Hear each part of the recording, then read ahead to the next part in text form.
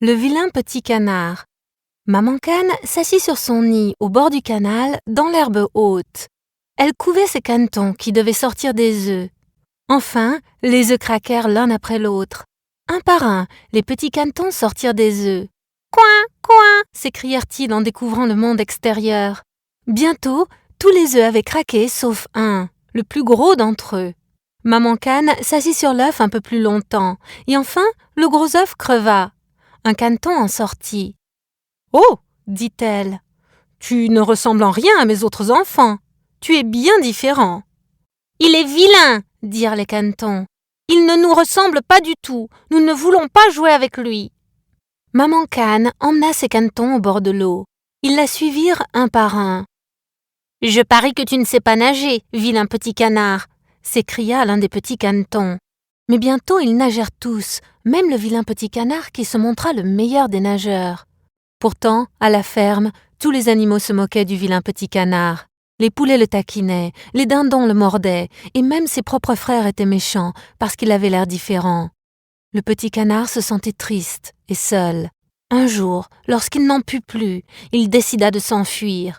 Il s'envola par-dessus la clôture de la basse-cour, de plus en plus loin, fatigué et malheureux, jusqu'à ce qu'il arrive là où les canards sauvages vivaient. Mais les canards sauvages se moquèrent de lui et lui dirent « Va-t'en, vilain petit canard !» Pauvre vilain petit canard, il s'enfuit à travers les prairies et les champs. Il commençait à faire sombre et le canard avait si froid et il était si fatigué.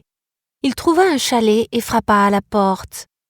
Une vieille femme qui vivait dans le chalet ouvrit la porte et dit « Si tu peux pondre des œufs, tu peux rester. » Mais il avait beau essayer de toutes ses forces, il ne pouvait pas pondre un œuf. « Je ne peux rien faire de toi, tu dois partir, » dit la vieille femme. Le canard marcha dans le froid pendant des jours. Il n'avait nulle part où aller. Un jour, un beau cygne blanc vola au-dessus de lui. « Oh, j'aimerais tellement être comme ça !» dit le canard. Il se cacha dans les roseaux du marais durant tous les mois de l'hiver.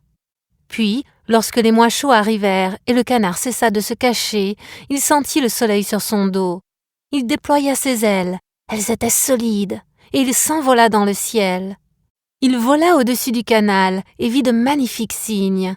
Il atterrit sur l'eau et se vit dans le reflet. Oh ! Il n'était plus un vilain petit canard, mais un cygne majestueux. Il se souvint comment les autres avaient été cruels, lui avaient ri au nez parce qu'il était différent. Et maintenant, il était différent parce qu'il était le plus beau. Les autres cygnes l'invitèrent à voler avec eux, ce qu'il fit. Le vilain petit canard avait appris que d'être différent n'est pas si mal après tout. Fin.